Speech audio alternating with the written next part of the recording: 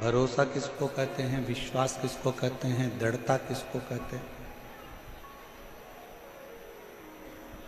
जैसे पति पत्नी जहाज में जा रहे हैं और जहाज पानी में डूबने वाला है,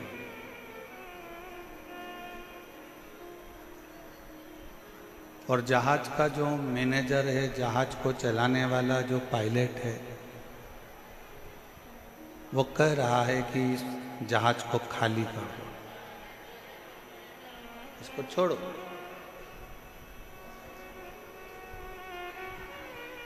पत्नी ने अपने पति से कहा, पत्नी ने अपने पति से जाकर निवेदन करा,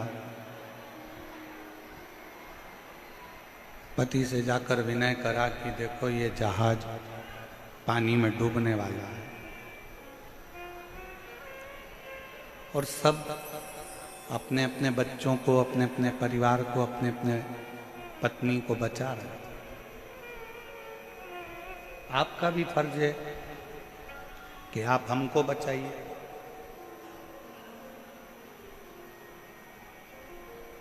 पति समुद्र की लहरों का आनंद ले रहा था।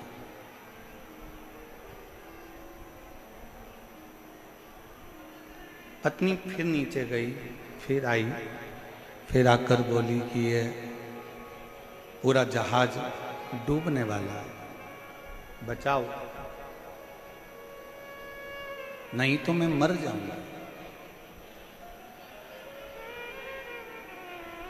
पति ने जेब में से बंदूक निकाली और बंदूक निकालकर पत्नी के सिर पर रखी और कहा, तू मरो मरो करती है, मैं तुझे अब भी मार देता हूं, एक क्षण की देरी नहीं होगी और तेरे प्राण छूट जाएंगे। पत्नी मुस्कुरा रही है, हंस रही है।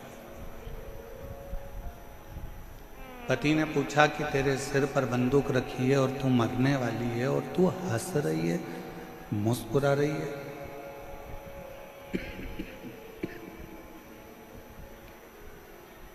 क्यों? पत्नी ने कहा कि मैं जानती हूं कि तुम मेरे पति हो, और तुम मेरे पति हो तो तुम मुझे मार नहीं सकते। सिर पर बंदूक रखी है, खटका दबने वाला है, और पत्नी कहती है कि मैं जानती हूं कि तुम मुझे मार नहीं सकते। पति कहता है जितना भरोसा तुझे अपने पति पर है, पति कहता है उतना भरोसा मुझे मेरे विश्वनाथ पर है कि वो मुझे डूबने नहीं दे सकते।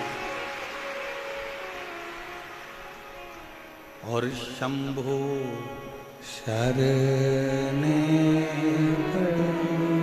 मांगू घड़ी रे,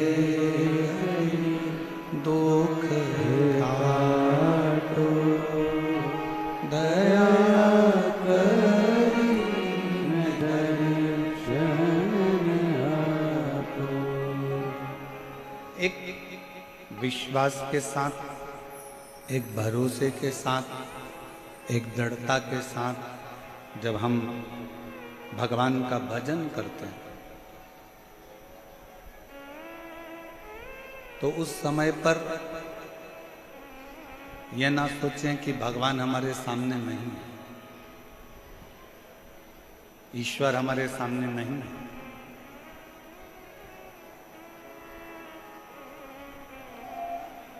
जब हम भगवान का भजन करें उस समय पर हमारा बुद्धि, हमारा चित्त, हमारा मन ये होना चाहिए कि मेरा शंकर मेरे गाए हुए भजन को सुन रहा है,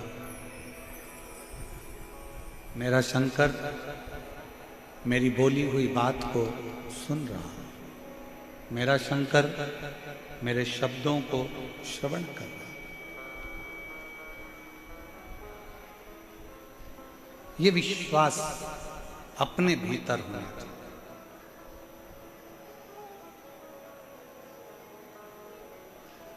एक दीप लगाते हो ना मंदिर में, भगवान के मंदिर में जाते हो, शंकर जी के मंदिर में दीप लगाने के लिए जाते हो, पशुपतिनाथ का व्रत करते हो और मंदिर में दिया लगाने के लिए जाते हो 6, 5 दिए मंदिर में प्रज्वलित करते हो, 1 दिया घर के दरवाजे पर सीधे हाथ में प्रज्वलित करते हो, घर के द्वार के सीधे हाथ।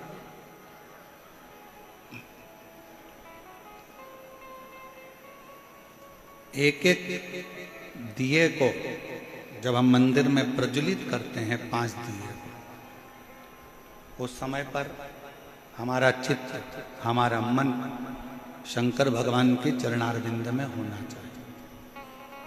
पड़ोसन क्या कर रही है, रिश्तेदार क्या कर रहे हैं, नातेदार क्या कर रहे हैं, कुटुंबी क्या कर रहे हैं, कोई मंदिर में आकर क्या कर रहा है, उससे हमको मतलब नहीं होना चाहिए। कथा सुनने के लिए आए हो, कहाँ बैठे हो, किस जगह पर बैठे हो, नहीं मिली जगह बाहर बैठे हो, ये मत सोचो कि मुझे कथा पंडाल के अंदर ही जाना। मुझे तो मेरे बाबा की वाणी, मेरे बाबा का शब्द मेरे कानों में पड़ गया और मैंने अपने जीवन में उतार लिया और मुझे मेरा बाबा मिल गया। इससे बढ़कर कुछ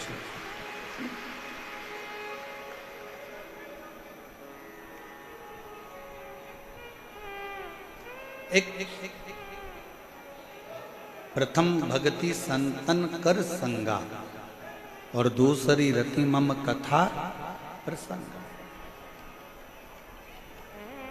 पहले नंबर की भक्ति ही यही है कि सत्संग किया जाए, संतों का सानिध्य किया जाए, भगवान की ये विरल भक्ति को धारण किया जाए।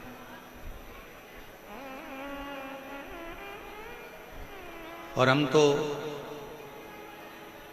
जयपुर का इस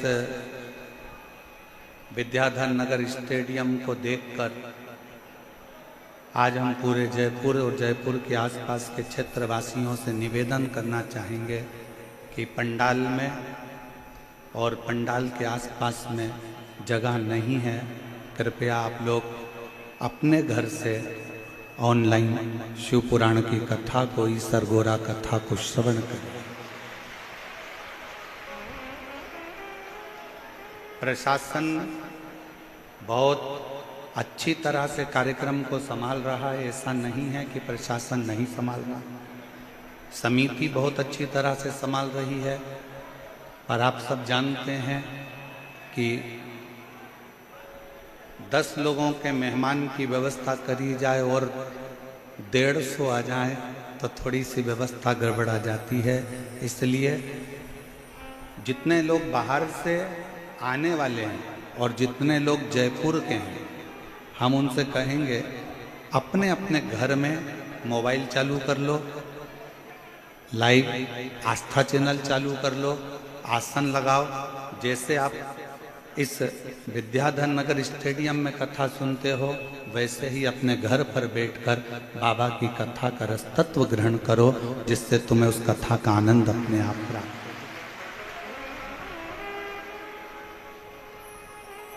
कल कथा में सुना था, आप लोगों को बताया था कि एक जैन परिवार ने अपने बेटे के लिए आसन लगाकर टीवी के सामने कथा सुनी और उसका फल उसको मिला।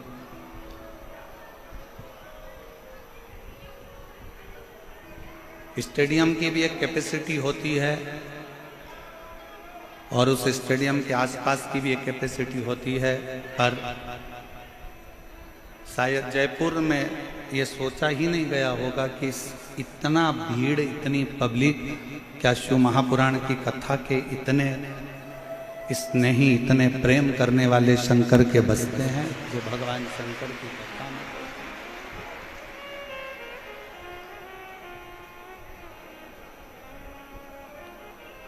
एक भरोसा शिव के प्रति।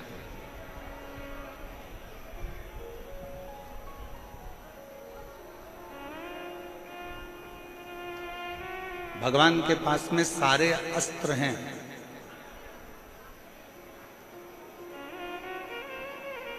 भगवान के पास में सारे शस्त्र हैं। ऐसा कोई अस्त्र और शस्त्र नहीं है जो मेरे भगवान के पास में नहीं। पर उन अस्त्र शस्त्र को पाने के लिए जैसे राम जी ने तप करा तो उनको पाशुपत्य अस्त्र मिल गया था। भगवान कृष्ण ने तप करा तो उनको पाशुपत्य अस्त्र मिल गया था। आप और हम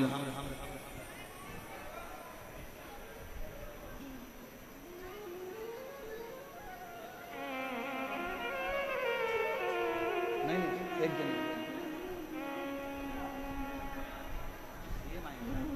सोफा या सोफा लगवा दो।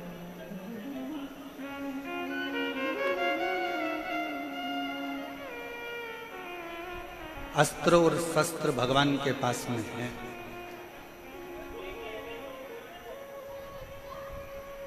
और भगवान के पास में जब सारे अस्त्र शस्त्र हैं तो बस भगवान से अस्त्र शस्त्र, जैसे राम जी ने तप करा, साधना करी, जैसे भगवान कृष्ण ने तप साधना करी और अस्त्र शस्त्र प्राप्त किया। आज कलयुग में, कलिकाल में आप और हम इतना तप और साधना नहीं कर सकते कि भगवान से अस्त्र शस्त्र प्राप्त कर सके। सतयुग में तप साधना से, आराधना से, यज्ञ से, त्रेता में, द्वापर में अस्त्र शस्त्र प्राप्त करे जा सकते थे। पर कलयुग केवल एक ऐसा है, इसमें आप भगवान से अस्त्र शस्त्र भले प्राप्त ना कर सकें, पर अगर दिल से भगवान की अगर भक्ति करोगे तो अस्त्र शस्त्र मिले कि ना मिले उसकी गारंटी नहीं, पर दिल से अगर शिव की भक्ति करी तो एक दिन महादेव जरूर प्राप्त हो। एक दिन भगवान जरूर मिले, एक दिन भगवान जरूर प्राप्त हो।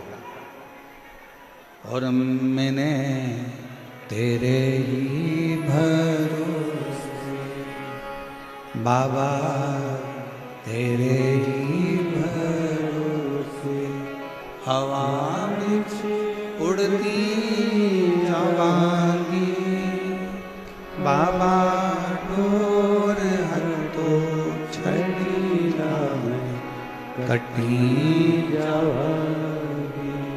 भोले मैं तेरी पतंग, शंभू मैं तेरी पतंग, हवा बिच उड़ती जावांगी बाबा। हमारे बीच में पूर्व सांसद श्री रामचरण बोहरा जी पधारे हैं। एक बार जोरदार ताली बजाकर उनका स्वागत है।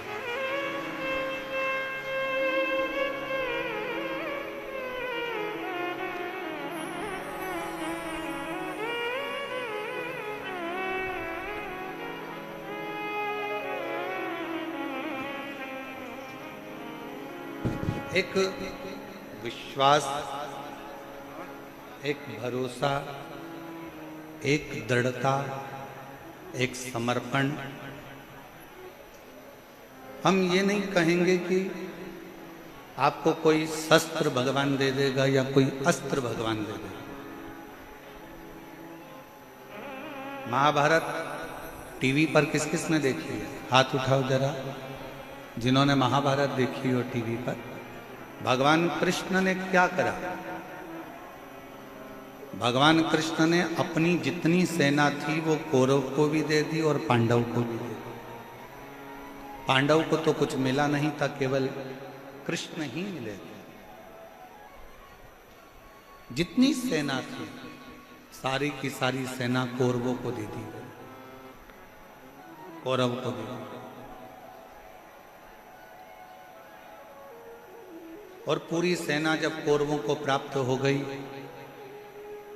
अस्त्र शस्त्र सारे के सारे दे दिए गए, भगवान कृष्ण अपने पास में कुछ नहीं रखे और भगवान कृष्ण रथ पर चढ़ गए और कह दिया कि मैं युद्ध नहीं लड़ूंगा, मैं केवल तुम्हारा रथ हाँपूंगा, केवल रथ को, केवल इस रथ को मैं चलाऊं, इसके सिवाय मैं कोई काम नहीं करने वाला, इसके सिवाय मैं कोई युद्ध नहीं लड़ने वाला।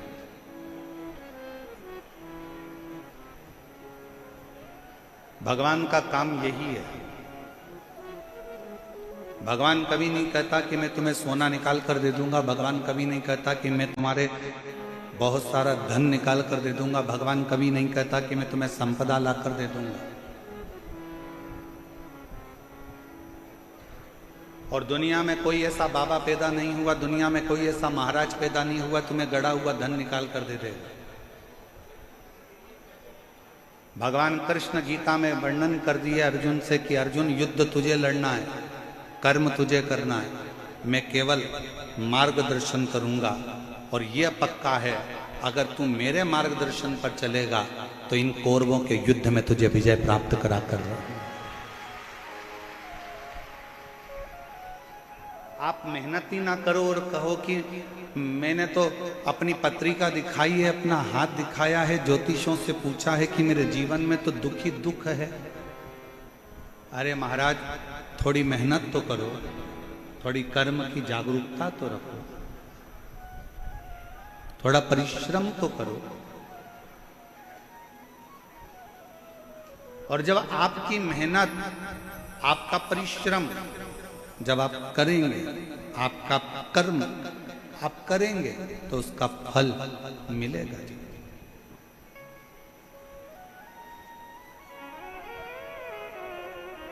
आप मेहनत ही ना करो और सोचो कि मेरी दुकान चलती रहे और दुकान 10 बजे खोल रहे हो, 12 बजे खोल रहे हो, 1 बजे खोल रहे हो, शाम को 5-6 बजे जल्दी जल्दी के चक्कर में विराम दे रहे हो। जितना परिवार से प्रेम करते हो, जितना पत्नी से प्रेम करते हो, जितना बच्चों से प्रेम करते हो, उतना अपने कर्म से भी प्रेम करो, अपनी मेहनत से भी प्रेम करो और अपने परिश्रम से भी।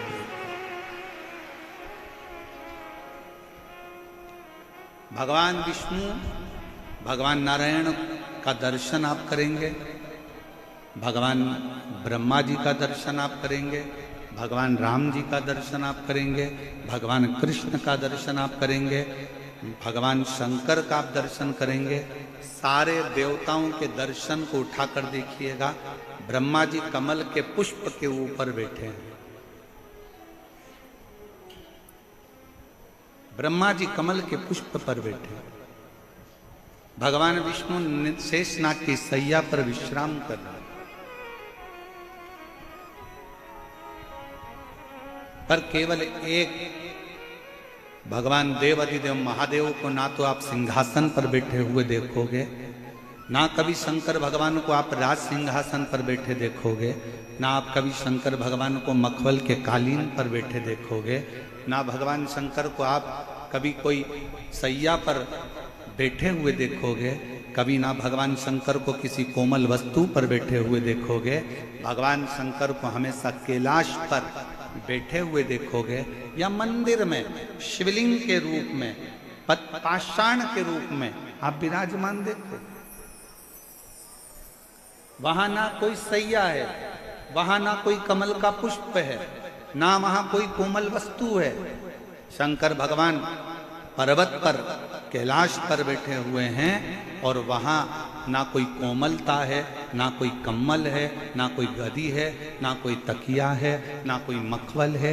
मेरा शंकर भगवान उस पाषाण पर, उस पत्थर पर, उस कैलाश पर्वत के एक टुकड़े पर बैठे हुए। क्यों? भगवान शंकर की कथा कहती है कि भगवान शंकर ये दिखाना चाहते हैं कि कर्म के प्रति जागरूक रहना।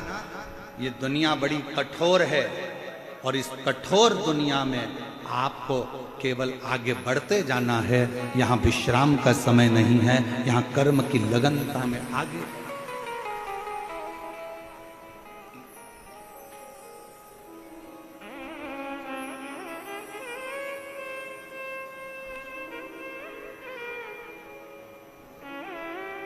वो एक लाइन आप लोग गुनगुनाते हो कई बार, दुनिया बनाने वाले क्या तेरे मन में समाई तूने काहे को दुनिया। किस लिए?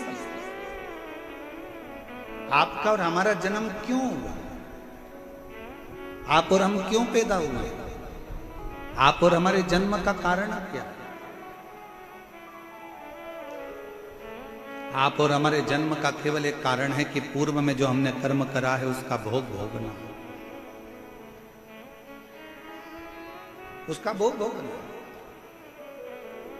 एक महिला ने पत्र लिखा है, उस पत्र में उसने लिखा है कि मेरी शादी हुई, 5 साल मैंने बच्चे के लिए इंतजार करा, फिर डॉक्टरों को दिखाना प्रारंभ करा, ऐसे मिलाकर 10 साल निकल गए। कितने वर्ष निकल गए? जम के बोलो जरा। 10 साल। 10 साल निकलने के बाद फिर आस छोड़ दिल्ली गई दिखाने के लिए, जयपुर गई दिखाने के लिए, बेंगलोर भी में गई, मुंबई भी में गई, टेस्ट बेबी भी करवाया। 15 साल ऐसे निकाल। कितने साल निकल गए? 15। फिर आज छोड़ दी। चलते चलते 20 साल निकल गए। 20 साल निकलते निकलते घर के लोग ताना देते कि तू तो बांझ है, तुझे औलाद नहीं हो सकती, तेरी औलाद नहीं पैदा कर सकती, तू बांझ है। 25 साल निकल गए ताने सुनते सुनते सुनते सुनते, अपशब्द सुनते। 28 साल निकल गए, 29 साल निकल गए, 30 साल निकल गए। विचार करती रही अब किससे कहे। जब 28 साल शादी के निकल गए तब उसने 28वें वर्ष में टीवी को चलाते चलाते उसने कहीं रिमोट से ढूंढती चलती शिव पुराण की कथा मिल गई और उसने दिल लगाकर सुनी और विचार करा कि अगली कथा कब आएगी। टीवी के सामने उस अगली कथा का इंतजार करती रही और अगली कथा टीवी के सामने अपने पति को साथ बिठाकर सुनती रही। शिव मंदिर जाती रही, शंकर के मंदिर में जाकर झाड़ू पोछा करने लगी कि अब मुझे 28 साल निकल चुके हैं, औलाद नहीं हो रही है और अब आप मुझे संभालो। तब शिव की कृपा ऐसी हुई कि 28 साल के बाद पशुपति व्रत का चौथा व्रत था और उसका गर्भ ठहर गया और 30 साल के बाद 28 से 30 साल के बाद उसके घर औलाद पत्र भी।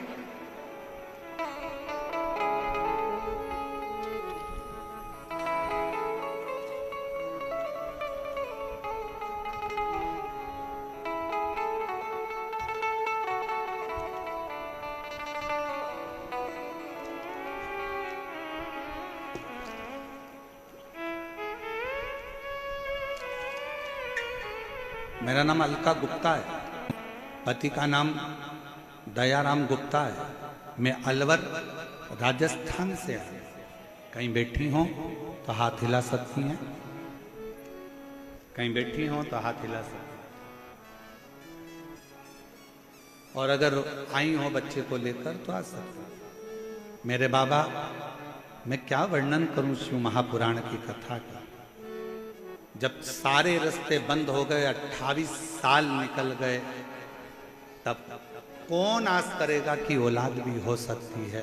पर मेरे बाबा की कृपा से पहली बार मैंने टीवी को बदलते बदलते आपकी कथा को सुन लिया।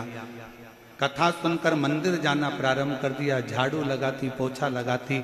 आपने ऑनलाइन पार्थिव शिवलिंग का पूजन कराया, वो करा, पशुपति व्रत करा और पशुपति व्रत का ऐसा प्रभाव बना कि बाबा पशुपतिनाथ ने मुझे जून 2024 में 5वां ही पशुपति व्रत हुआ था और बाबा की कृपा से मुझे पुत्र रत्न की प्राप्ति 28 साल 28 वर्ष। अब विश्वास, भरोसा, दृढ़ता, आपकी भक्ति, 2 चीजें मूल है कि विश्वास और एक भक्ति, 2 मूल।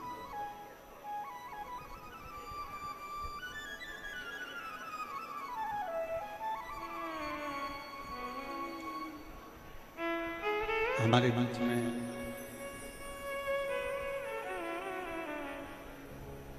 माननीय विधायक महोदय जी भी और साथ में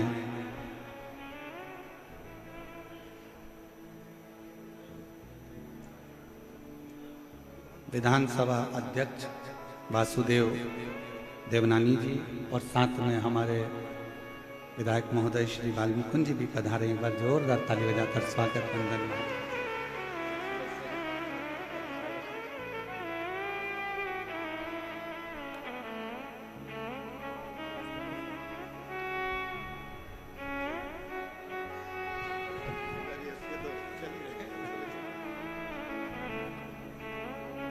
एक बार जोरदार ताली बजाएं।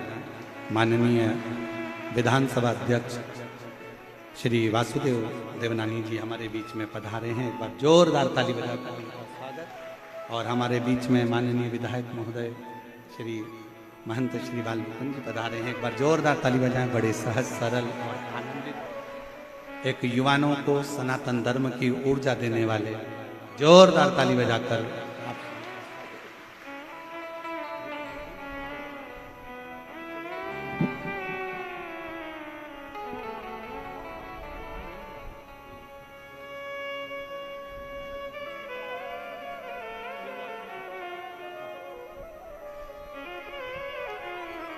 और शंभो शरणे पड़ी मांगो घड़ी घड़ी दुख काटो दया करीने दर्शन आपो। शंभो शरणे पड़ी मांगो दुख काटो दया करीने दर्शन आपो। शिव कथा कर रहे, एक विश्वास और एक भक्ति, दोनों। कितनी भी भक्ति कर लो, अगर विश्वास नहीं है ना तो उस भक्ति का कोई फल नहीं। दुनिया की चाहे कितनी भी भक्ति करो, माला पकड़ कर बैठ जाओ, भजन करने बैठ जाओ, तुम्हारा मन करे वो करो, मंदिर चले जाओ, देवालय चले जाओ, शिवालय चले जाओ, तुम दुनिया की सारी भक्ति कर लो, पर जब तक तुम्हारे दिल में भगवान के प्रति विश्वास नहीं होगा तब तक भक्ति का कोई फल नहीं होगा। पहले नंबर पर है विश्वास। सबसे पहले नंबर पर है आपका विश्वास, आपका भरोसा, आपका विश्वास।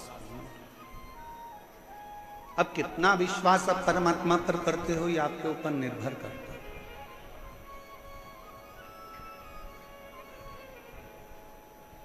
मेरी जीजियां जितनी बैठी हैं जयपुर की और मेरे जीजा जितने बैठे हैं जयपुर के, ईमानदारी से बोलना, एक बच्चे के लिए आप कितने साल इंतजार कर सकते हो? 5 साल, 6 साल, 10 साल, 8 साल, 7 साल, 9 साल, 12 साल, क्या 30 साल तक बच्चे का इंतजार कर सकते हो? बोलो री जीजियों, सही बताना ईमानदारी से, क्या 30 साल तक आप अपने बच्चों का इंतजार कि मेरी बहू के घर, मेरी लड़की के घर में बच्चा 5 साल, 10 साल, 8 साल, देवरानी क्या नहीं हुआ, ननन क्या नहीं हुआ, इतने साल नहीं हुआ, उतने साल, तो कितने साल इंतजार करते? 30 साल में कोई आस भी नहीं लगा सकता और भरोसा भी नहीं कर सकता कि औलाद होगी। 30 और 30 वर्ष बाद अगर भगवान, इसलिए फिर निवेदन करेंगे, जब शिव के मंदिर में 1 लोटा जल चढ़ाने के लिए जाओ, 2 चीजें जरूर मांगना। बाबा, किसी स्त्री की गोद कभी खाली मत रखना और किसी पुरुष की जेब कभी खाली मत रखना।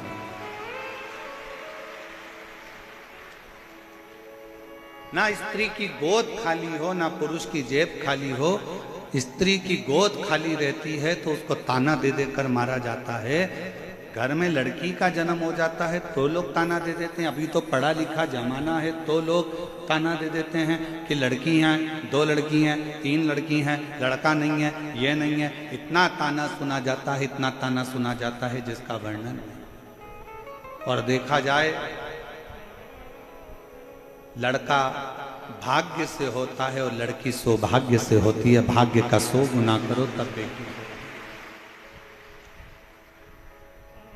भाग्य को 100 गुना कर दिया जाए तब बेटी का जन्म होता है। और बेटी का जन्म जब होए ना, सबसे ज्यादा खुशियां मनाना जी, बहुत खुशी। कितनी सुंदर शिव महापुराण की कथा कर रही है, जरा ध्यान करना। भगवान शंकर के घर में गणेश जी महाराज भी थे, भगवान शंकर के घर में षडानंद कार्तिकेय भी थे।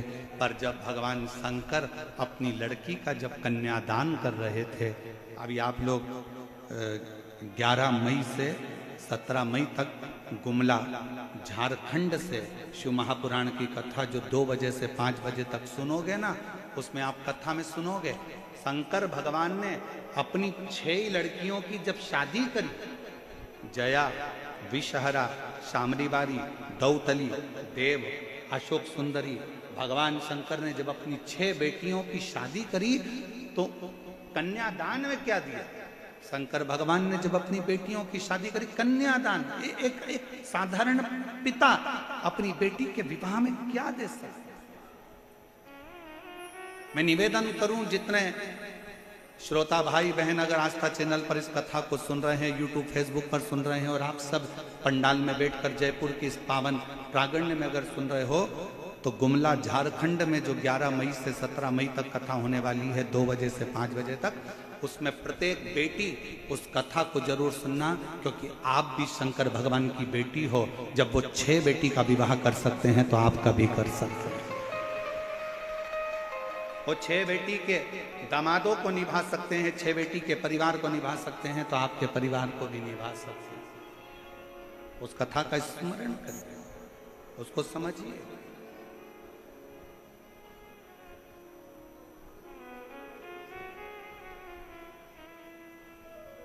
बेटा भाग्य से है और बेटी भाग्य को भी 100 गुना कर लो तो सौभाग्य से। और कितना कितना कहे शिव महापुराण की कथा।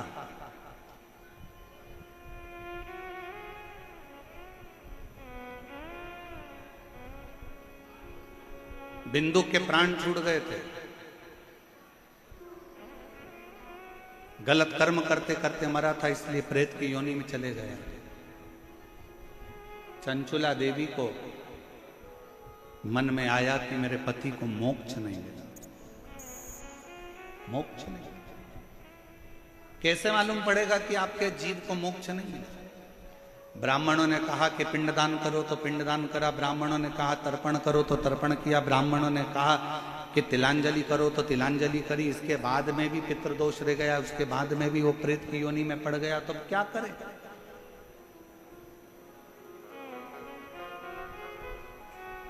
इसलिए सारी समस्या का हल जम के बोलो जरा, एक लोटा जल। बोल बम का नारा है, श्री शिवाय नमस्ते। इसलिए एक लोटे जल की महत्वता कही है। पति के लिए तिलांजलि कर दी, पति के लिए तर्पण कर दिया, पति के लिए सारा कार्य कर दिया। तुमने भी अपने पूर्वजों के लिए, अपने पितरों के लिए कितना कितना करा। ऐसा कोई नहीं है जिसने नहीं करा। कोई ने ब्राह्मण का भोजन कराया, कोई ने कुछ कराया, कोई ने कुछ कराया। उसके बाद भी अपनी पत्रिका लेकर जाओ, हाथ दिखाने जाओ तो भी लोग कह देंगे पितृ दोष है, इसलिए तकलीफ भोग रहे हो। फिर भी लोग कह देंगे कि पितृ दोष है इसलिए कष्ट भोग रहे। पर ना भाई, शिव महापुराण की कथा कहती है, एक बात अपने अंदर उतार कर रखना, अगर जीते जी अपने माँ बाप की, जीते जी अपने माता पिता की सुन लोगे, जीते जी अपने माँ बाप की जो पसंद का भोजन है वो बनाकर खिला दोगे, जीते जी उनका आदर कर लोगे, सम्मान कर लोगे, जीते जी उनका आदर सम्मान में लगे रहोगे, तो फिर मरने के बाद तुम्हें पूड़ी भजिया पकोड़ा खीर खिलाने की जरूरत नहीं पड़ेगी। वो जीते जी ही कर। आप और हम आज के समय में माँ बाप का सम्मान जीते जी नहीं कर पाते, माता पिता का आदर नहीं कर पाते, सत्कार नहीं कर पाते, और उसी का भोग बाद में भोगना पड़ता है कि हम लोग दुखी हो जाते हैं।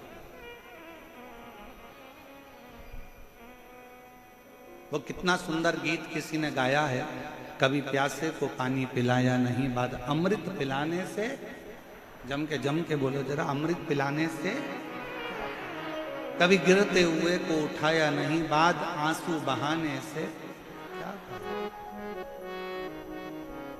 मैं मंदिर गई, पूजा आरती की, कभी माँ बाप की सेवा करी ही नहीं, फिर पूजा रचाने से कौन सा लाभ?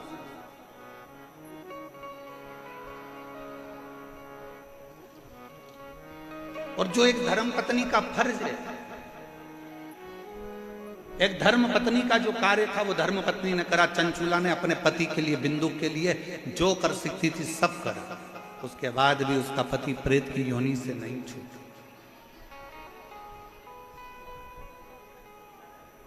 उसके बाद भी नहीं छूटता है।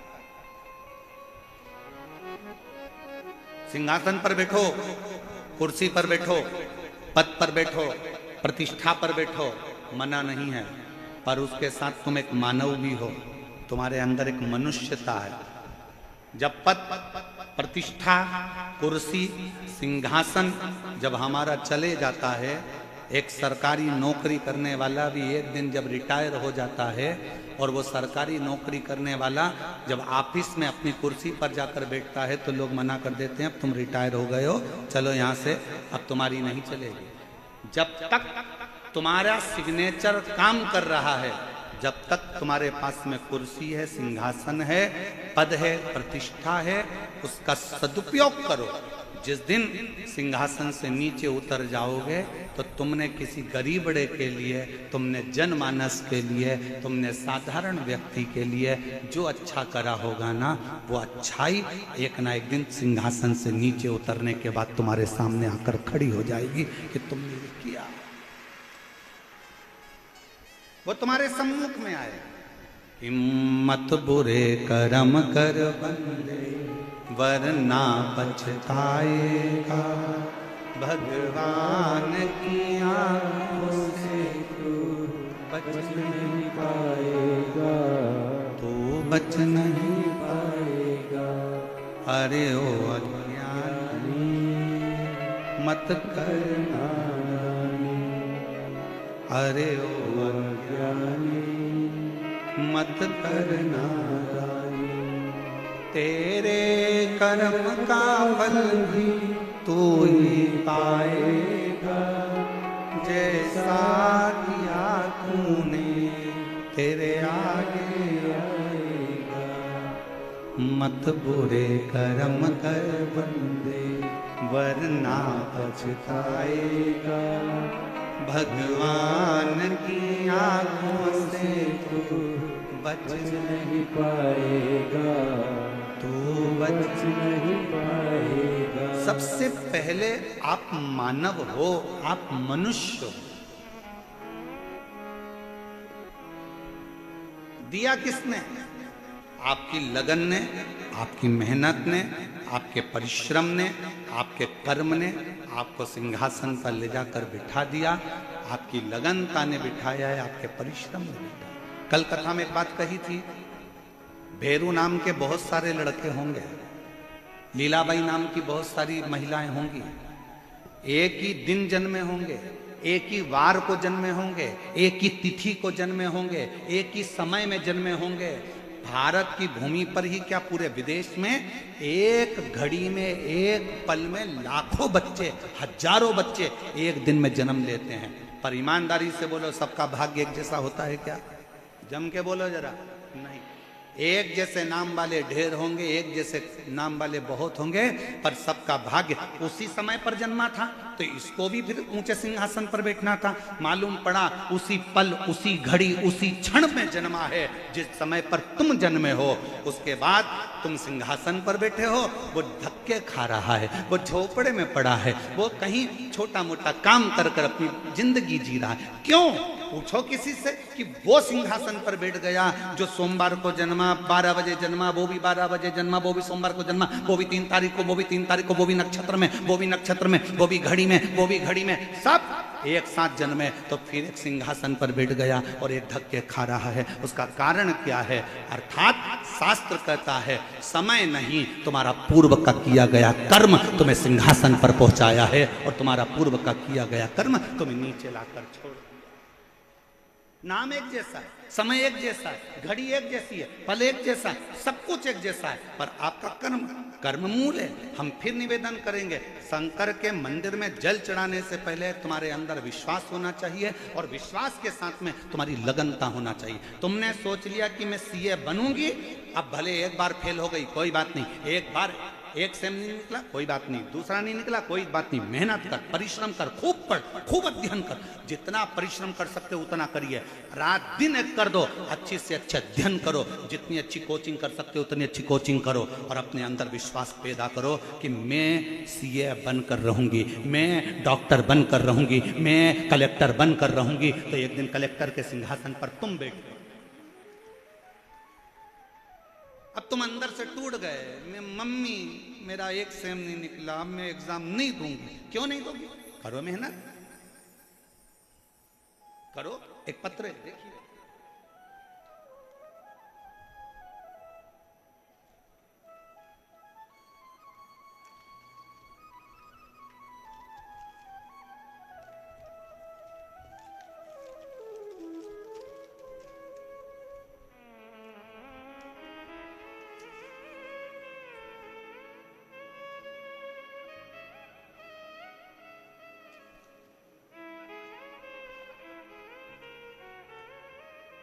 मेरा नाम हेमवती, पत्नी श्री शेर सिंह, राजस्थान भरतपुर से हूँ। मेरा मोबाइल नंबर ये है, पत्र को एलईडी पर पढ़ सकते हो, आस्था चैनल पर भी पत्र को पढ़ सकते हो। मेरा नाम ये है, मेरा मोबाइल नंबर ये है। एक लोटे जल का मैं क्या वर्णन करूं गुरुदेव, पूरे विश्वास के साथ कहती हूँ, पंडाल में बैठकर कथा सुनने का क्या फल है? कोई मुझसे पूछे, गुरुजी मैंने पहली कथा कोसी में सुनी, दूसरी कथा 2024 में सीहोर में सुनी। सीहोर अपने बेटे को लेकर गई थी। मेरे दो बेटे हैं, दोनों की नौकरी नहीं थी, दोनों हताश होकर पड़ गए थे। दोनों के मन में आ गया था कि हम गवर्नमेंट जॉब नहीं कर सकते, हमारी सरकारी नौकरी नहीं लग सकती। मैंने अपने बेटों से कहा, सीहोर वाला महाराज कहता है मेहनत को 4 गुना कर दो, संघर्ष 4 गुना कर दो, परिश्रम 4 गुना कर दो, रात दिन एक कर दो और आखिरी में एक बेलपत्र शिव को शहद लगाकर चढ़ाओ, परिश्रम का फल जरूर मिलेगा। मंदिर जाओ, एक लोटा जल चढ़ाओ। मेरे दोनों बेटों ने मंदिर जाना प्रारंभ करा, पढ़ना अध्ययन करना प्रारंभ करा, एग्जाम देने के लिए उन्हें अप्लाई करा। आज बाबा के इस प्रांगण में बैठकर छाती ठोक कर कहती हूँ, मेरे दोनों बेटों का गवर्नमेंट जॉब में सिलेक्शन हो गया। मैं दोनों को यहाँ साथ उठा देती हूँ। मेरा पहला बेटा, मेरे बड़े बेटे का सिलेक्शन राजस्थान पुलिस में हो गया और दूसरे बेटे का सिलेक्शन CISF में हो गया। मैं दोनों के लिए यहाँ प्रणाम करने, धन्यवाद देने के लिए। आपका विश्वास क्या कहता है? आपका परिश्रम मूल है, आपकी मेहनत मूल है।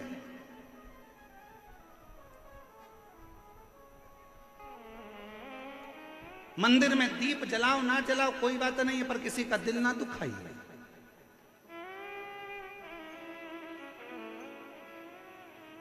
आज हमने कथा में शुरू में क्या कहा आप लोगों को कि अगर पंडाल में जगह नहीं है, प्रशासन अपना कार्य कर रहा है, बहुत अच्छे तरह से संभाल रहा है, समिति भी बहुत अच्छे तरह से संभाल रही है, पर घर में 50 लोगों की व्यवस्था हो और 150-200 आ जाएं तो व्यवस्था गड़बड़ा जाती है। इसलिए निवेदन है, जितने लोग बाहर से आने वाले हों, जितने लोग कथा के माध्यम से, कथा टीवी के माध्यम से कथा सुन रहे हैं या सोशल मीडिया से सुन रहे हैं, मैं जितने सोशल मीडिया वाले उनसे भी कहूँगा, आप न्यूज़ में डाल दीजिए कि अपने अपने घर में रहकर ऑनलाइन आस्था चैनल पर कथा का रसपान करिए, जिससे अपने जयपुर में ये 7 दिन की कथा पूर्ण आनंद के साथ पूरी हो और ईसर गोरा कथा का लाभ सब ले, उसको श्रवण करें।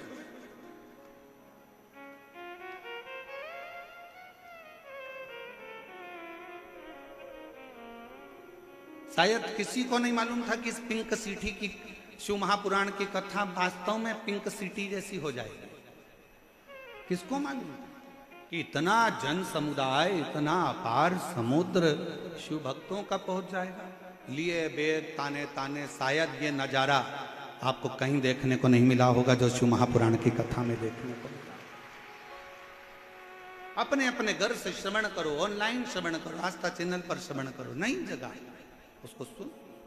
विश्वास, भरोसा, आपकी दृढ़ता और आपके कर्म की लगनता आपको फलीभूत करेगी। कितना भी किसी को हाथ दिखा लेना, उसका नाम काल अधिपति है। समय उसने बनाया है, नक्षत्र उसने बनाया है, घड़ी उसने बनाई है, पल उसने बनाया है। उसका नाम काल अधिपति महाकाल है। महाकाल का मतलब क्या? जिसने काल बनाया।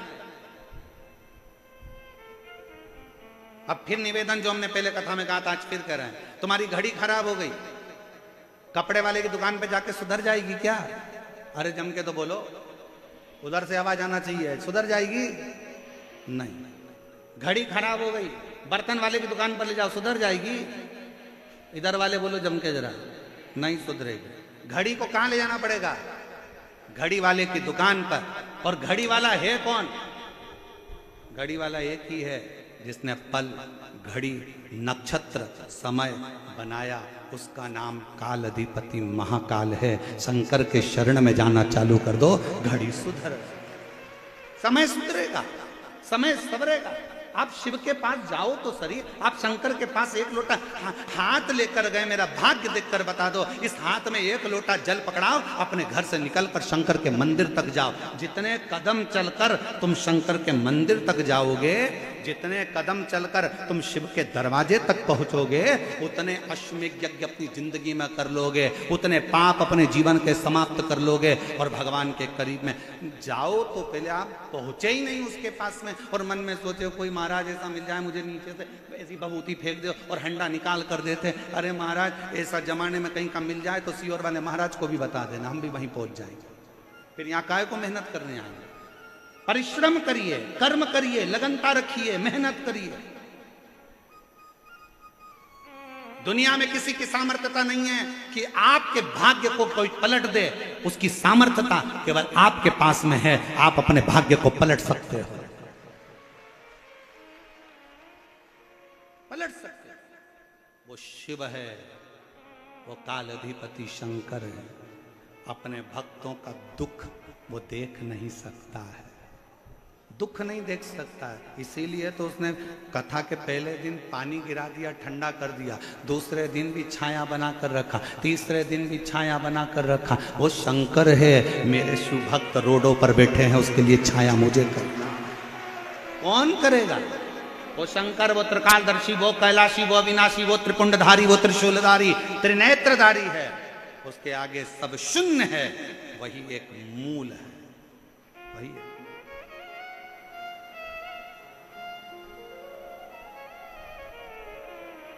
आप कितना भजन कर रहे हैं शिव का? आपका भरोसा, आपका विश्वास, आपकी दृढ़ता क्या कर? और हम तो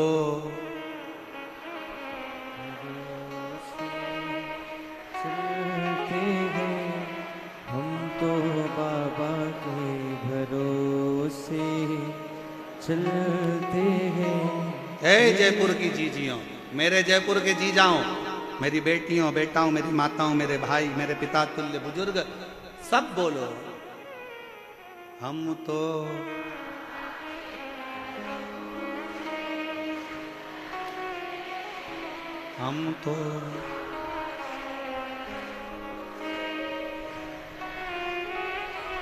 डमरू वाले के भरोसे चलते हैं, काशी वाले के भरोसे चलते हैं।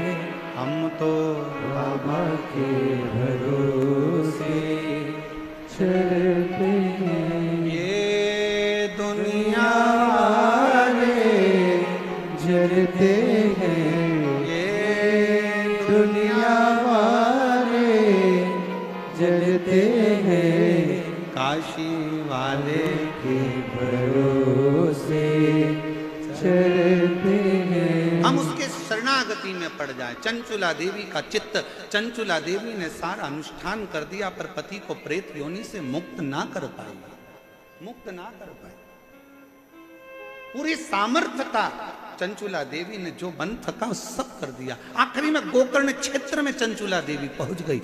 वहां एक बुजुर्ग बैठा हुआ था। कौन था बूढ़ा? ये शिव महापुराण में वर्णन नहीं किया कि बुजुर्ग कौन था।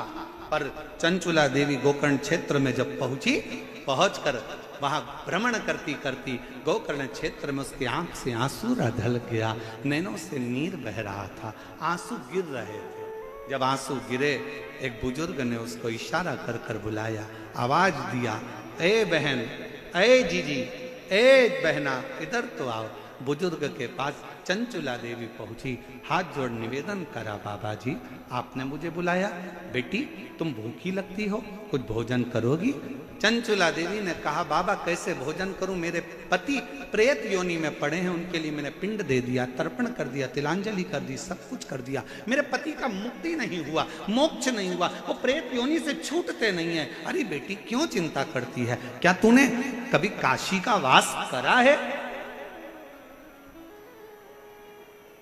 क्या तूने कभी काशी का वास करा है? नहीं, मैं काशी नहीं गई।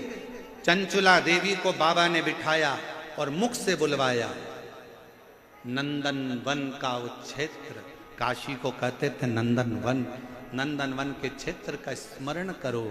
चंचुला 5 बार मुख से काशी काशी काशी काशी काशी काशी कहो।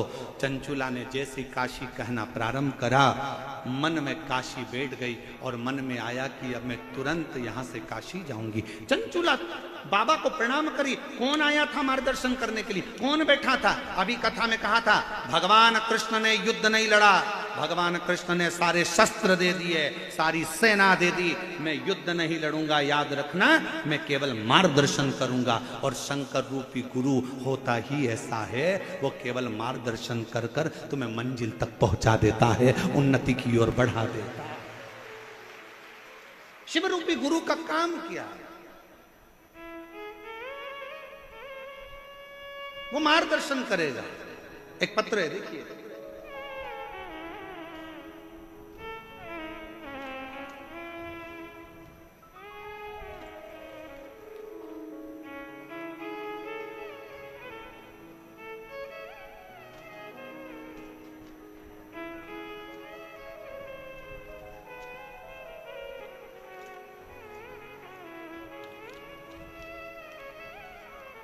लीला ददीच, पति का नाम पूनम चंद ददीच, कहीं बैठे हों तो हाथ हिला सकते हैं।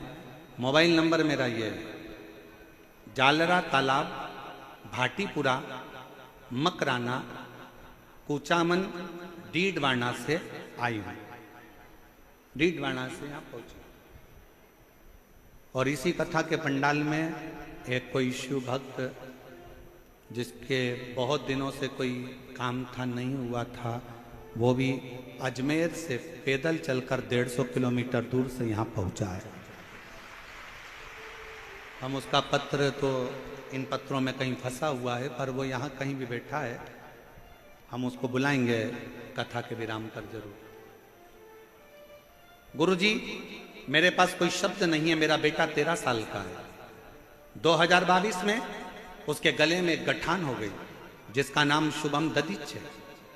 उस गठान के इलाज के लिए हम बहुत सारे डॉक्टरों के पास गए, लेकिन हम सब जाते थे, वह डॉक्टर उसको देखकर ऑपरेशन का बोलते थे। फिर मेरी बहन ने बताया कि सीहोर वाला महाराज टीवी पर कथा करता है, आस्था चैनल पर शिव पुराण आती है, आसन लगाकर अगर सुनी जाए और शिव जी पे 1 लोटा जल चढ़ाने का बोलता है, वही जल का आचमन करने का बोलता है। पहले कथा सुनो, बेटे को कथा सुनाई। डॉक्टर ने कह दिया इसका ऑपरेशन करना जरूरी है, गठान निकलेगी, वो जांच के लिए जाएगी दिल्ली या मुंबई, मालूम पड़ेगा कि इसमें क्या है। और डॉक्टर ने शंका बता दी थी कि इसको कौन सी बीमारी हो सकती। हम लोग घबरा गए, 13 साल का बेटा है, कैसे क्या करें। तब हमने पहली बार अपनी बहन के कहने पर शिव जी पर जल चढ़ाना प्रारंभ करा। आपकी कथा आस्था चैनल पर आती है, मेरे बच्चे को सुनाना प्रारंभ करिए। बेटे ने खेलना बंद कर दिया, 13 साल का लड़का खेलने नहीं जाता, आसन लगाकर कथा सुनता। मम्मी, खाना निगलने में बहुत दर्द होता था बच्चे को, पानी निकल नहीं पाता था बेटा, गले में अड़ जाता था, रोता था, चिल्लाता था। शुभम बेटा मेरा हमेशा चिल्लाता, मम्मी खाते नहीं बनता, पानी निगलते नहीं बनता, मेरा गला तकलीफ दे रहा है। ऑपरेशन की तारीख नजदीक में आए, बाबा का भरोसा कर कर शिव जी के मंदिर में बेटे को ले जाती, जल चढ़ाती, बेटे से कहती झाड़ू लगा, पोछा लगा, जल चढ़ा हुआ, नंदी के पास बैठकर पी। मेरे बच्चे शुभम ने नंदी के पास बैठकर जल पीना प्रारंभ करा, चढ़ी हुई बेलपत्र को खाना प्रारंभ करा। पहले तो उसके मुंह में छाले आ गए, फिर दूसरी बार में उसको दर्द होने लगा, जलन होने लगी, और तीसरी बार में एक दिन चिल्लाकर कहा माँ बहुत दर्द हो रहा है। जानकर फिर जल वापिस पिया, और फिर धीरे धीरे जब दर्द समाप्त हुआ, डॉक्टर को दिखाने जयपुर आए। डॉक्टर ने कह दिया इसको ऑपरेशन की जरूरत नहीं है, इसके गले में जो गठान थी वो पूरी गल चुकी है, इसके गले में जो गांठ थी वो पूरी गल चुकी है, अब इसको ऑपरेशन की जरूरत नहीं है। शिव तत्व किसको कहते हैं? आपका विश्वास मूल है, सर्वप्रथम है आपका भरोसा। आज यहाँ किसके भरोसे पर आए? सीहोर वाले महाराज के भरोसे पर, समिति के भरोसे पर, किसी दूसरे के भरोसे पर नहीं। यहाँ कथा सुनने के लिए उस देवाधिदेव महादेव के भरोसे पर आए हो कि मेरा शंकर है। उसकी आश्रितता, उसका भरोसा, और दुनिया पर भरोसा करोगे तो एक दिन टूटने वाला है। मेरे शंकर पर अगर भरोसा करा तो वो छूटने वाला नहीं है। किसी व्यक्ति पर भरोसा नहीं करना। सीहोर वाले महाराज पर तो बिल्कुल भी भरोसा मत करना, रत्ती भर भी मत करो। अब तो उस पे करो जिस पे सीहोर वाला महाराज भी भरोसा करता है, तो भरोसा टूटने वाला नहीं।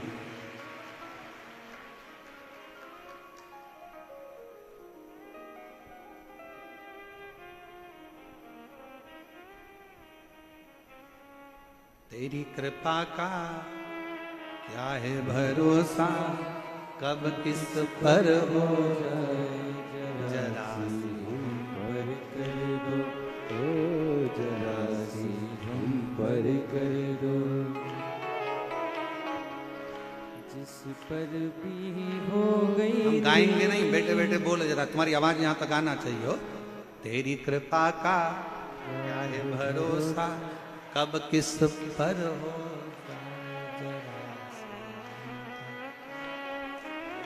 जरा सी हम पर कर दो। जिस पर भी हो गई तेरी करुणा कृपा वो भव पार हुआ, भव पार हुआ। पापी हो चाहे जितना उसका भी बाबा उद्धार हुआ, उद्धार हुआ। गिद्ध अजामिल गणिका ठाड़े, गिद्ध अजामिल गणिका ठाड़े, अब है हमारी बारी थोड़ी सी हम पर कर दो, जरा सी हम पर कर दो। तेरी कृपा का क्या है भरोसा, कब किस पर हो जाए जरा सी हम पर कर दो। बस थोड़ी सी, ज्यादा नहीं।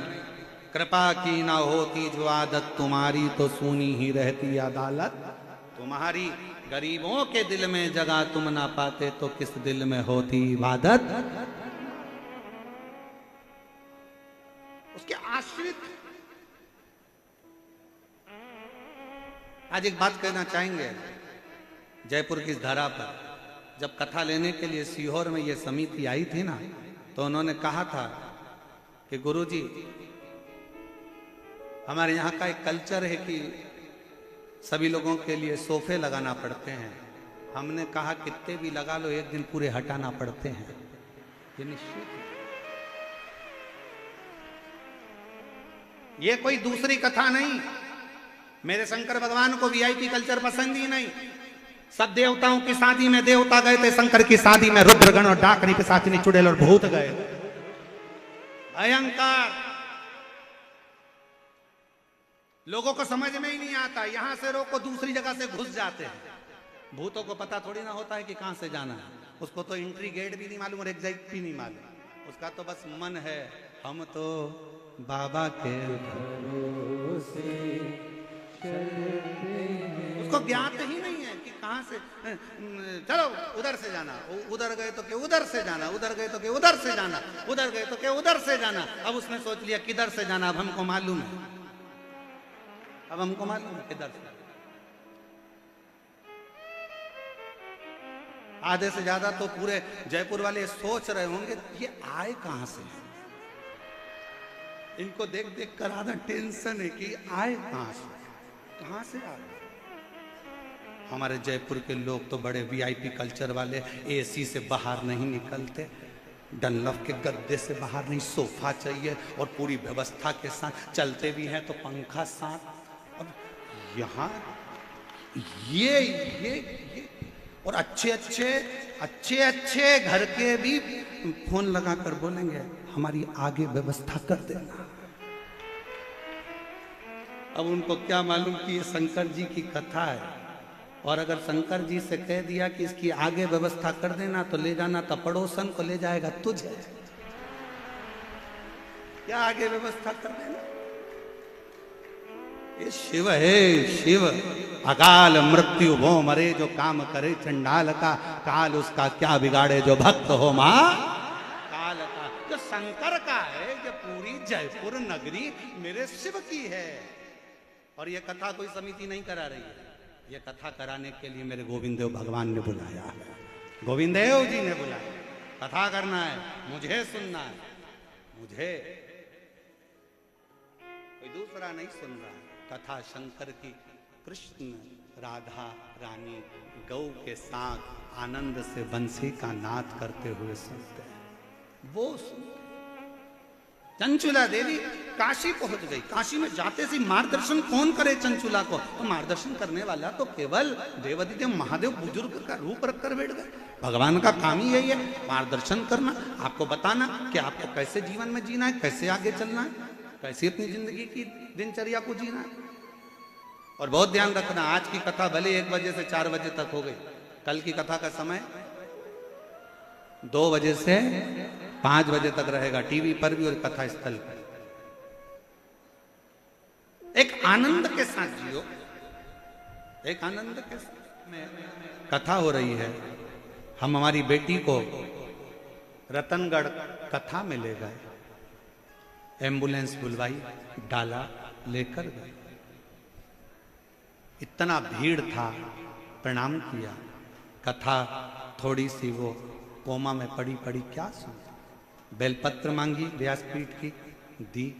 आज बाबा की कृपा से हम बाबा को धन्यवाद देने के लिए आए हैं कि रतनगढ़ की कथा तो अभी बाबा ने कृपा करी, आज हमारी बेटी बाबा की कृपा से कोमा से बाहर निकल गई है, इसलिए बाबा को प्रणाम करते हैं। फरवरी 2020 का फोटो जब से वो कोमा में पड़ी थी तब का लगाया है, आप लोग एलईडी पर आस्था चैनल पर देख सकते हैं। अप्रैल में जब कथा रतनगढ़ की श्रवण कर आई है, उसके बाद जिंदगी में 2020 से पहली बार कोमा से उठकर बैठी है। दूसरा फोटो उसका कोमा से उठने के बाद, दूसरा। शिव करुणा सागर है, शिव दया सागर है। उसकी भक्ति, उसकी अविरल भक्ति, उसका भजन, उसका कीर्तन, उसका स्मरण, उसकी नाम उच्चारण। और हम फिर कहेंगे, आप आए हो विश्वास के साथ, बाबा से विश्वास के साथ कह कर जाना, कह। और मेरी जीजियों फिर निवेदन करूं मेरे जीजाओं से, अगर दिल से आए हो ना तो दिल से लेकर भी जाओ। ये शिव पुराण की केवल कथा नहीं है, ये एक बेटी अपने बाप से संवाद करती है, एक बेटा अपने पिता से कुछ बात करता है, ये वो शिव। चंचुला तुम मौन है तो चुप है, और वो भी शिव के धाम में, शंकर के मंदिर में आने के बाद और मौन, शिव के धाम में आने के बाद और मौन। यहां तो कावड़िया भी अगर कावड़ लेकर चलता है तो गर्जना करता चलता है, बोल बम का नारा है, बाबा एक, सारी समस्या का हल एक लोटा जल। यहां तो गर्जना करता करता कावड़िया चलता है, यहां तो शंकर के मंदिर में कोई मौन होकर जाए, ये कहां की रीति है। सारे मंदिर में चुप रही है, पर शंकर के मंदिर में जाकर तो आवाज लगाइए, हार हार महा। सारे मंदिर में चुप रही है, पर शिवालय में जाकर तो गर्जना होना चाहिए। दुख हर, कष्ट हर, दारिद्र हर, हार हार महा उसकी गर्जना शिव के सामने। तो कहा गुरुजी आप कहते हो शंकर जी के मंदिर में आवाज लगाओ, जरूरी है? बच्चा जब तक रोता नहीं तब तक माँ उसको गोदी में लेती नहीं। बच्चा जब तक रोता नहीं, माँ जब तक गोदी में लेती नहीं, और गोदी में लेती नहीं तो दूध पिलाती नहीं। इसलिए भगवान के मंदिर में जाकर जब तुम आवाज लगाओगे, शंकर जी को लगेगा मेरी औलाद आ गई है, बहुत दिन से चिल्ला रही थी, आज सामने आकर खड़ी हो गई है। गर्जना उसके साथ। शिव है शंकर। सब दूर चुप रही है, पर शंकर के मंदिर में तो जाकर आवाज अलख जगाओ, नगाड़ा बजाओ, डमरू बजाओ, और अगर कुछ भी नहीं कर सकते तो 3 बार ताली बजाओ, और वो भी नहीं कर सकते तो बम बम बोले हार हार महादेव। गर्जना शिव के मंदिर में होना चाहिए। क्यों डरे किसी से? छत्रपति वीर शिवाजी महाराज की मां जीजाबाई ने तो कह दिया था छत्रपति वीर शिवाजी से कि सुन बेटा शिवा, युद्ध के मैदान में भी जाना तो बिना गर्जना के मत जाना। इसलिए वीर शिवाजी, छत्रपति वीर शिवाजी जब युद्ध के मैदान में जाते थे तो पहली गर्जना लगाते थे हर हर, पहली गर्जना। क्यों डरे? गर्जना के साथ चले। और महाराज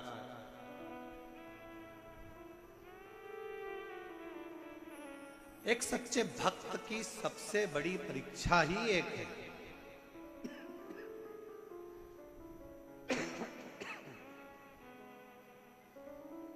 एक सच्चे भक्त की सबसे बड़ी परीक्षा है दीदार ना हो और फिर भी मिलने की तमन्ना। दीदार ना हो फिर भी उससे मिलने की तमन्ना हो, वो ना मिले दिल में उससे मिलने की बेचैनी।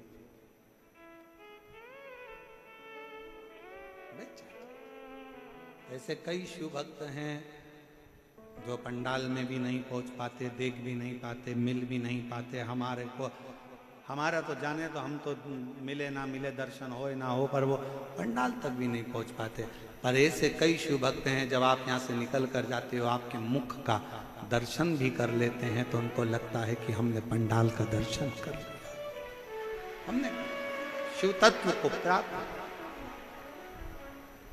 और मेरे भोले तेरा सहारा है, मेरे भोले तेरा सहारा है, मेरी नैया का तू किनारा है, मेरी नैया का तू किनारा है। मेरे बाबा तुझे पुकारा है, मेरे बाबा तुझे पुकारा है, मेरी नैया का तू किनारा है, मेरी नैया का तू किनारा है। उसके आश्रित तो हो जाओ। चंचुला तू और शंकर के मंदिर में, शिवालय में, कैलाश पर चुप बैठी है, ये कहां की रीति है? शिव का भक्त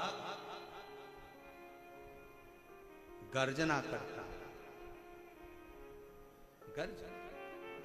नंदी का दर्शन किस किस ने करा है शंकर जी के मंदिर में? जम के हाथ उठाओ जरा, दिखना तो चाहिए। नंदी का दर्शन करा है शिव जी के मंदिर में? ठीक है। नंदी जी के गले में घंटी का दर्शन करा है? अरे बोलो तो जम के, आओ। ठीक है। अब शंकर भगवान अंदर बैठे हैं, नंदी बाहर बैठे हैं, मौन होकर बैठे रहे। नंदी को घंटी की क्या जरूरत है? क्या जरूरत घंटी की? कान शिव है, शंकर हैं, मौन होकर बैठे रहे, पर नहीं।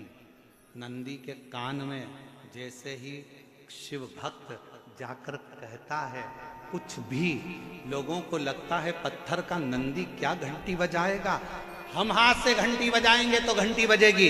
पर जब शिव भक्त शंकर के मंदिर में जाता है, शंकर को जल चढ़ाकर शिव जी से अपने मन की बात कहकर नंदी के पास में आकर बैठता है ना, और जब अपने मन की कामना कहता है बाबा बड़ा दुखी हूँ, मेरे शरीर में ये रोग हो गया है, बहुत कष्ट का जीवन चल रहा है दातार, नंदी के गले की जो घंटी है वो बाबा के लिए, लोग समझते हैं कि पत्थर की घंटी है, नहीं बजती, पर वो हृदय की घंटी से नंदी बजा देता है, शंकर तक हमारी बात को पहुंचा देता है और शिव हमें स्वीकार कर ले, शिव स्वीकार कर शंकर।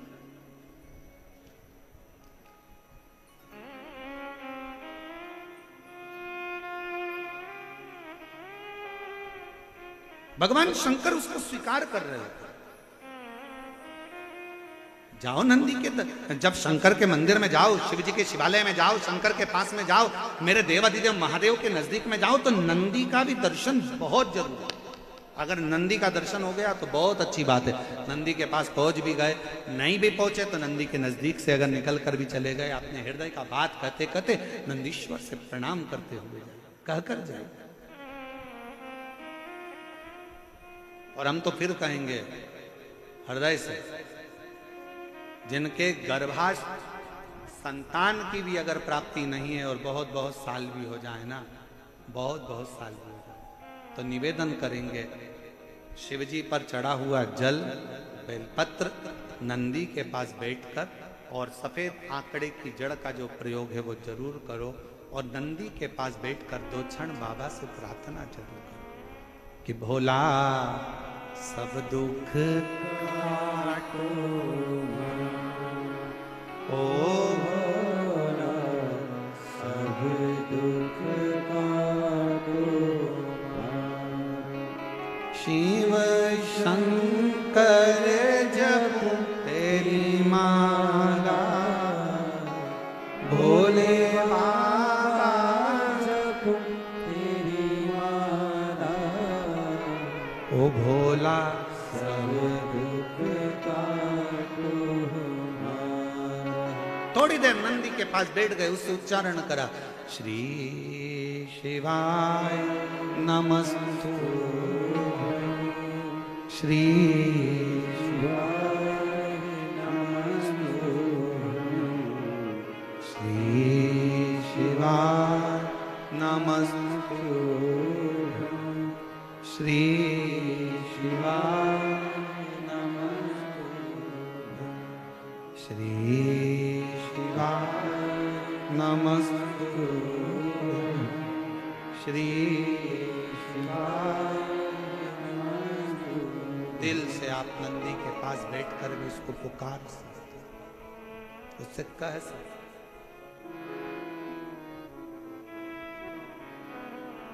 विनय कर सकते, उससे निवेदन कर सकते। और मेरी जीजियों, शंकर भगवान तो मौन थे, चंचुला देवी को देखकर पार्वती ने कहा पुकार, क्या चाहती है? मेरा पति प्रेत योनि में है और मैं इस कैलाश धाम पर बैठी हूँ, मेरे पति को मुक्ति नहीं मिली है, क्या करूं मैं? चंचुला क्यों चिंता करती है? एक काम कर, तू जा किसी अच्छे वक्ता को ढूंढ जो शंकर का गुणगान कर दे, शिव का गुणगान, शिव का स्मरण जो कर दे, शंकर का गुणगान जो कर दे। जा। चंचुला देवी किसके पास जाए? चंचुला को लगा कि कथा तो केवल अगर कोई सुना सकता है तो वो देव अधिदेव महादेव की कथा कौन से सुनूं? तो चंचुला के मन में आया, एक काम करती हूँ, देवऋषि नारद दिन भर श्रीमन नारायण श्रीमन नारायण श्रीमन नारायण श्रीमन नारायण बोलते हैं, मैं उनके पास चली जाऊँ। उनके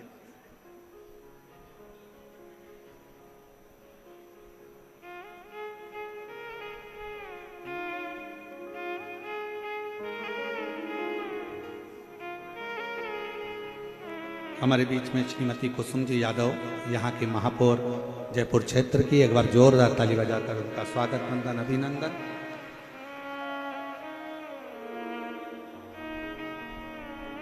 जो इस पवित्र पावन शिव महापुराण कथा में पधारी हैं, एक बार जोरदार ताली बजाकर स्वागत करिए क्षेत्रीय महापौर जी का। बहुत बहुत साधुवाद।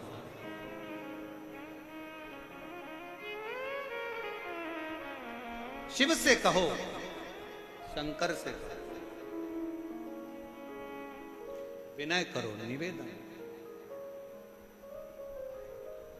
और तेरा ही दिया में खाया पिया है, तेरा शुक्रिया है, तेरा शुक्रिया है, मुझे भोले बाबा ने बहुत दे दिया है, तेरा शुक्रिया है, तेरा शुक्रिया है। जितना बन सकता है विनयता में लिखा।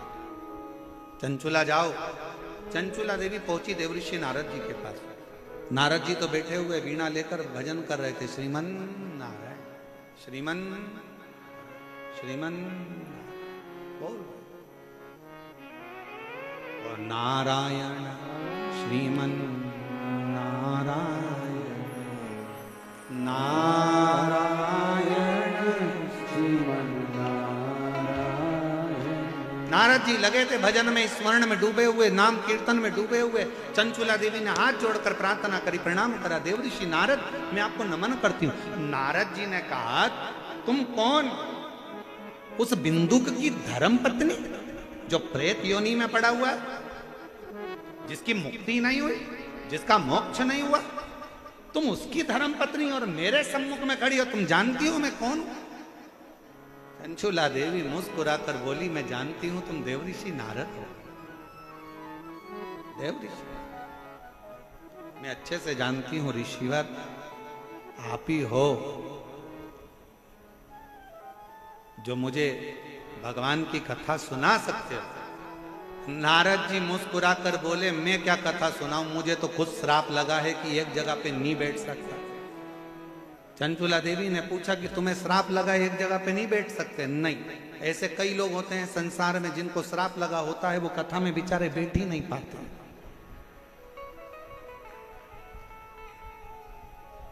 जो बार बार जाता आता बार बार दिखे तो सिर पे पल्लू लेके उसके पांव पड़ लेना चाहिए। नारद जी अच्छा हुआ आप आ गए, हमने आपका दर्शन कथा में तो कर लिया।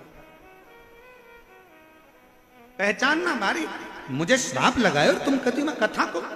किसका श्राप है? तो कहा दक्ष प्रजापति का श्राप है। ओ हो, शंकर जी के ससुर ने तुमको श्राप दिया हो। चंचुला देवी बोली, शंकर जी के ससुर भी इतने क्रोधीले हैं कि अपने दामाद को भी नहीं छोड़ा था, उन्होंने दामाद को भी श्राप दे दिया था। ए शिव, मैं तुझे श्राप देता हूं कि तू शमशान में निवास करेगा। शंकर भगवान इतने खुश हुए कि मेरे ससुर जैसा दुनिया में किसी का ससुर नहीं होगा। प्लाट भी दिलाया तो ऐसी जगह दिलाया जहां कोई कब्जा ही नहीं करेगा। अब इससे जोरदार जगह कहां होगी? ससुर कह रहे हैं तू शमशान में रहेगा, इससे जोरदार जगह कहां? दुनिया के लोगों की बारात निकलती है तो होटल से निकलती है, घर से निकलती है, जनवासे से निकलती है। पहली बारात थी दुनिया में 33 कोटि देवताओं में पहली बारात थी देवाधिदेव महादेव की, जिसकी शुरुआत मसान से हुई थी, शमशान से हुई। जहां लोगों का एंड है वहां से वो शुरू होता। और बारात भी कब निकली थी? मुहूर्त निकल चुका था, जिस दिन का मुहूर्त था निकल गया। देवताओं ने कहा ब्रह्मा जी ने तुम्हारी शादी है आज, तैयार होके चलो। शंकर भगवान बोले अभी मेरा मुहूर्त नहीं निकला, मैं नहीं जाऊंगा शादी में। दूसरा दिन हो गया, तीसरा दिन हो गया, कहते 1 साल निकल गया, शंकर जी बारात लेके ही नहीं जा रहे। क्यों? हमारी मर्जी, जब हमारा मुहूर्त होगा तब जाएंगे। थोड़ी देर बाद शंकर जी ने देखा सामने से अर्थी आ रही थी, लोग चिल्ला रहे थे राम नाम। अरे अच्छे से तो बोलो, अपन जाएंगे जब दूसरे चिल्लाएंगे, अपन आज ही चिल्ला राम नाम। अब जैसे ही लोग चिल्लाए राम नाम सत्य है। शंकर भगवान ने जटाजूट बांधना प्रारंभ कर दिया। ब्रह्मा जी ने पूछा क्यों मुहूर्त हो गया क्या? शंकर जी बोले सामने से अर्थी आ गई, मेरा पाउडर का डब्बा आ गया। जलेगा, भस्म बनेगी, चढ़ेगी, सुंदर दिखूंगा, चलूंगा। जिस दिन भगवान की बारात निकली थी, सामने से अर्थी का दर्शन हुआ था। शिव पुराण कहती है स्वप्न में भी अर्थी दिखे और कोई अच्छा काम करने जा रहे हो तो सामने से अर्थी आती दिख जाए, समझ लेना कि तुम्हारा कार्य सफल हो गया,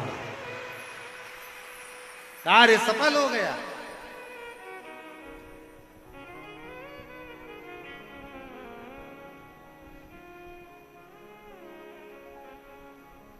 शिव पुराण कथा कहती है सेवा में लीन हो। घर में सास है, अच्छे से सेवा करो। जीवित है, उसकी सेवा करो। भरपेट भोजन कराओ, चरणों को प्रणाम करो, नमन करो। सास ससुर के अनुकूल रहो। जिस दिन अगर तुमने सास का कहना नहीं माना, सास अगर चली गई और जाने के बाद तुमने उसको तंग कर अगर भेज दिया तो बदला लेने के लिए वापिस आ जाए। और रात को तू कितने भी चैन से सो, तेरी छाती पे चढ़ के बैठेगी कमला उठ, और कमला फिर बाबाओं के पास जाती फिरेगी, मेरी सास दिख रही है, सास दिख रही है। फिर निवेदन है,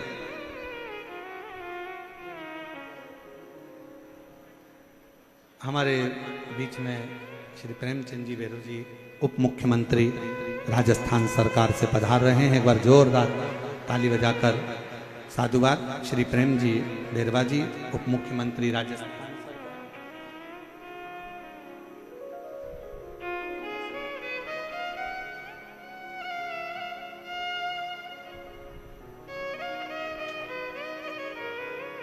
एक बार जोरदार ताली बजाएं। माननीय उप मुख्यमंत्री राजस्थान सरकार श्री प्रेम जी बेरवा, जोरदार ताली बजाकर जो सपरिवार आप सब शिव महापुराण की इस पवित्र कथा में पधारे।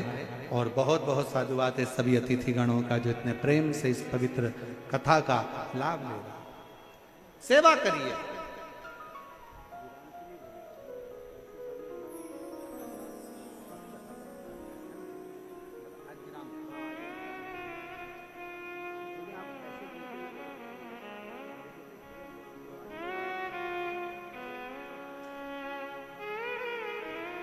शिव तत्व हो, शंकर, शिव महापुराण की कथा का और जीवन की सुखता, जीवन का आनंदता वही है जीवन। शिव कथा कर रही है, शिव महापुराण का चरित्र कर रहा है। चंचुला देवी बड़े आनंद के साथ, भाव के साथ में नारद जी से प्रार्थना करती है। नारद जी ने कह दिया कि तुम एक काम करो कि कथा मैं तो नहीं कह सकता क्योंकि मुझे श्राप लगा है, तुम कथा एक काम करो, तुम रुका जी के पास जाओ, तुम रुका ठीक है।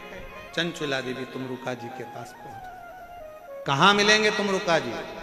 तो कहा जहां पर शिव नाम लिया जाए, भगवान शंकर का जहां गुणगान हो जाए, शिव नाम का उच्चारण जहां हो जाए, वहां तुम रुका जी मिल जाएंगे।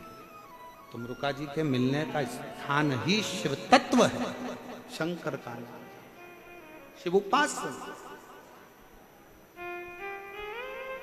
शिव उपास्य।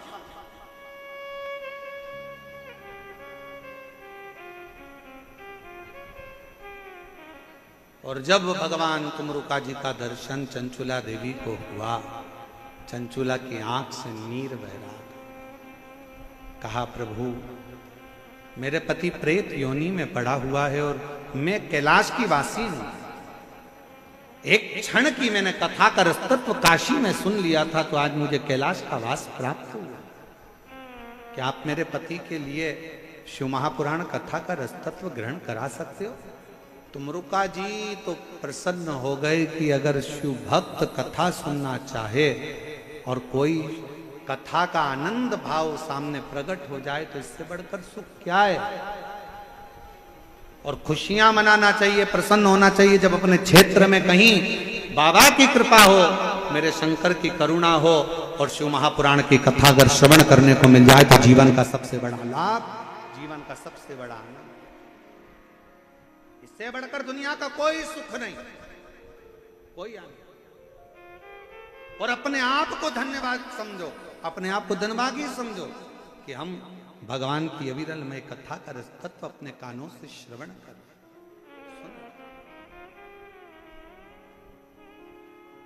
चंचुला देवी, विनय, आप क्या कथा श्रवण करा दोगे? हाँ, पर इसका यजमान कौन होगा, कौन बनेगा, कथा कौन कराएगा? किसकी सामर्थ्यता है कथा कराने की? किसी की सामर्थ्यता सुपुराण कराने की नहीं। दूसरी कथा हो तो उसका कोई यजमान बन सकता है, दूसरी कथा हो तो उसका कोई आयोजक हो सकता है, पर शिव महापुराण का ना तो कोई यजमान है ना कोई आयोजक है। शिव पुराण का अगर कोई यजमान बनकर भी बैठता है तो समझ लेना वो शंकर की कृपा से शिव और पार्वती ही बनकर बैठते। जैसे ये यजमान परिवार का नाम लिखा है ना, श्री बजरंगलाल जी अग्रवाल और सुधीर जी अग्रवाल, तो हम और ये राजन जी शर्मा हैं, अंबर विलास जी हैं, आलोक अग्रवाल जी हैं भैरू ग्रुप से, इन सब के जो लिखे हैं, अनिल जी संत वगैरह जितने नाम लिखे, हम कहेंगे कोई शिव की कृपा से। जब तक वो करुणा ना करे तब तक आप यजमान पद भी ग्रहण नहीं कर सकते। सारी कथा का यजमान श्रीमद् भागवत के यजमान बने हैं राजा परीक्षित, रामचरितमानस के यजमान बने हैं काशी नरेश, पर शिव महापुराण कथा का यजमान कौन है? तो क्या इसका यजमान कौन बनेगा? तो चंचुला देवी बोलती है, मैं किसको विनय करूं, किसको निवेदन करूं? तुमरुका जी ने कहा, जाकर शंकर जी से प्रार्थना करो। शिव जी से निवेदन करा, मुझे शिव पुराण का यजमान नहीं मिल रहा।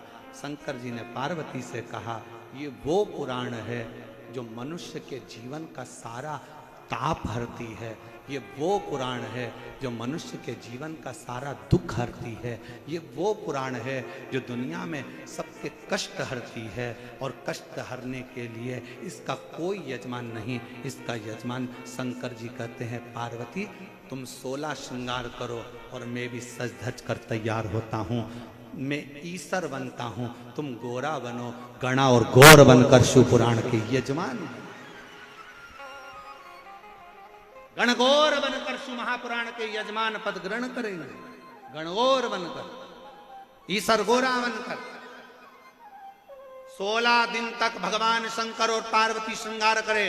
शास्त्र कहता है शिव जी का मंगल विवाह हुआ तो शंकर भगवान ने श्रृंगार नहीं करा था, भगवान शंकर का श्रृंगार नहीं हुआ था, पर जिस समय पर भगवान शिव महापुराण के यजमान बने तो स्वयं दूल्हे जैसा फेटा बांधा है। शादी करने गए थे तो जटा जूट बांधे थे,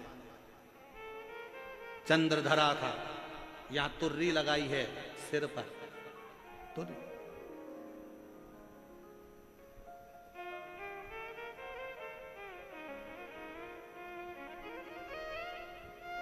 सुंदर जरी वाले कपड़े भगवान शंकर ने धारण करे, हाथ में कड़ला, पांव सुंदर कड़ा, अंगवस्त्र सुंदर हैं, गले में सुंदर सुंदर हार धारण करे हैं, मोतियों की मालाएं धारण करिए, कनों में जहां बिच्छू पहनते थे मेरे शंकर महाकर्ण फूल धारण करे, मस्तक पर सुंदर तिलक है। और मेरी माँ जगत जननी जगदम्बा दुर्गा भवानी का तो श्रृंगार बखानना ही, श्रृंगार का वर्णन करना ही बड़ा कठिन है, बड़ा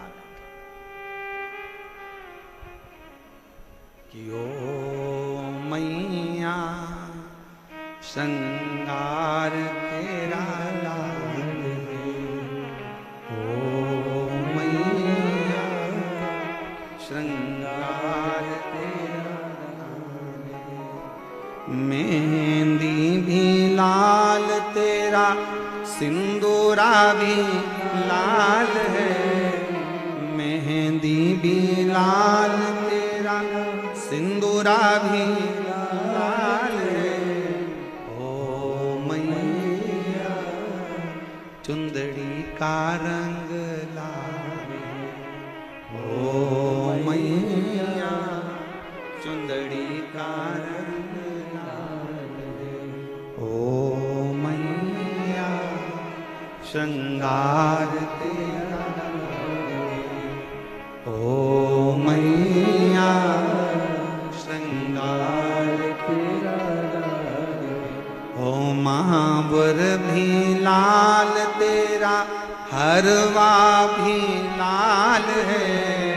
महापुर भी लाल तेरा हरवा भी लाल है। ओ मैया बिंदी का रंग लाल है। ओ मैया बिंदी का रंग लाल है। ओ गौरा श्रृंगार तेरा लाल है।